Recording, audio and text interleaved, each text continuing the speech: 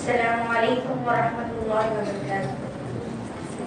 الحمد للہ رب العالمین والصلاة والسلام علی رسول الکریم، اما بعد۔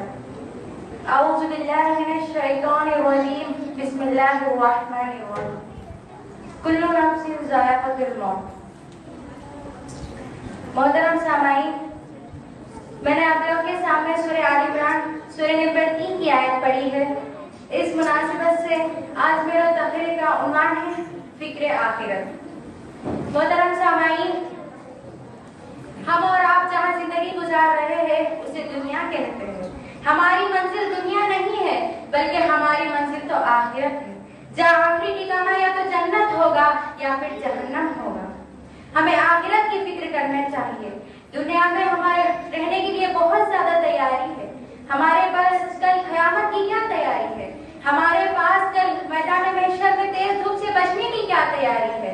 ہمارے پاس کل عذاب قبر سے بچنے کی کیا تیاری ہے؟ ہمارے پاس کل حوض کوثر کو حاصل کرنے کی کیا تیاری ہے؟ ہمارے پاس کل پل صراط سے گزرنے کی کیا تیاری ہے؟ ہمارے پاس کل اللہ کے سامنے حاضر ہونے کی کیا تیاری ہے؟ آج ہم آخرت کے فکر کو چھوڑ کر دنیا میں مست گزار رہے ہیں۔ ہر شخص گاڑی، بنگلہ، کاروبار اسی کے فکر میں دن رات لگا ہوا رہتا ہے۔ محترم سامعین، اگر کسی کو حج پر جانا ہے تو فکر ہوتی ہے کہ پاسپورٹ بنانا ہے، ویزا لینا ہے، حج کے ارکان سیکھنا ہے۔ اگر کسی کو کام کرنے کے لیے باہر جانا ہے تو پہلے وہاں کے ماحول کی جانکاری لیتے ہیں۔ اگر بیٹے کی پڑھائی ہے تو فکر ہے، بیٹی کی شادی ہے تو فکر ہے، گھر بنانا ہے تو فکر ہے، ہر چیز کے لیے فکر ہے۔ تجارت کے لیے وہ دن رات لگے ہوئے رہتے ہیں کہ کیسے وہ آگے بڑھے، کہ کیسے وہ سب سے بڑا مالدار بن جائے۔ 24 گھنٹے بھی نہیں کم پڑنے لگتے ہیں۔ جب دنیا کے لیے ہمیں اتنی محنت کرنی پڑتی ہے تو ہمیں آخرت کے لیے بھی اتنی ہی محنت کرنی پڑتی ہے۔ بغیر محنت کے کچھ حاصل نہیں ہوتا ہے۔ جب دنیا کے لیے ہمیں اتنی محنت کرنی پڑتی ہے تو آخرت کے لیے ہمیں اتنی ہی محنت کرنی پڑتی ہے۔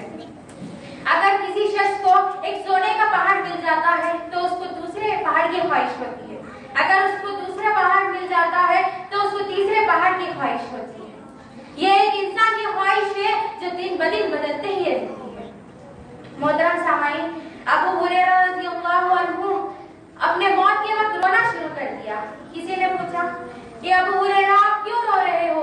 تو ابو ہریرہ رضی اللہ عنہ نے فرمایا، میں دنیا کو چھوڑنے کے غم میں نہیں رو رہا ہوں بلکہ میں اس لیے رو رہا ہوں کہ میں ایک لمبے سفر کی طرف روانہ ہونے والا ہوں، یا تو جنت کی طرف یا پھر جہنم کی طرف۔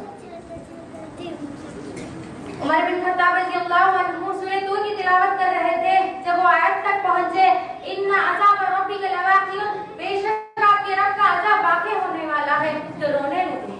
اتنا رونے لگے کہ آپ بیمار ہو گئے، لوگ آپ کی عادت کے لیے آ گئے۔ عروہ رضی اللہ عنہ روایت کرتے ہیں، جب میں گھر سے باہر نکلتا تو عائشہ رضی اللہ عنہا کے گھر سلام عرض کرتا۔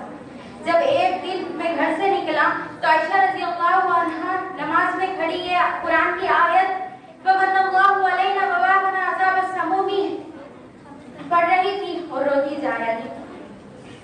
جب میں کسی کام سے باہر گیا پھر میں واپس آیا، تب بھی عائشہ رضی اللہ عنہا نماز میں یہ قرآن کی آیت پڑھ رہی تھی اور روتی جا رہی تھی۔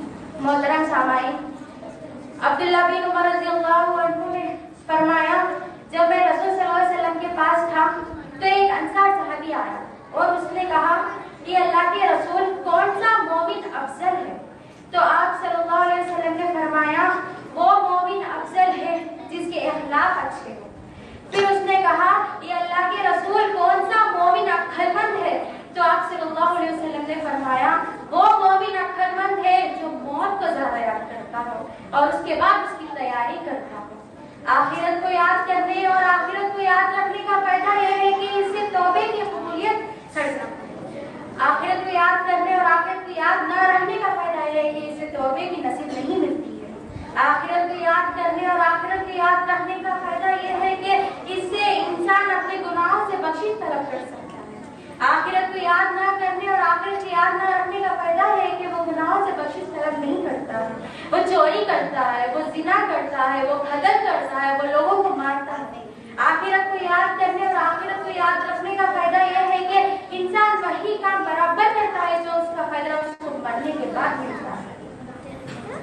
آخر میں اس اللہ تعالیٰ سے دعا کرتی ہوں کہ اللہ تعالیٰ ہم سب کو آخرت کی فکر کرنے کی توفیق عطا فرمائے، اور میں اپنی تقریر کو آیت کے ساتھ ختم کرنا چاہتی ہوں۔ کل نفس ذائقۃ الموت، ہر نفس کو موت کا مزہ چکھنا ہے۔ وآخر دعوانا ان الحمد للہ رب العالمین، والسلام علیکم ورحمۃ اللہ وبرکاتہ۔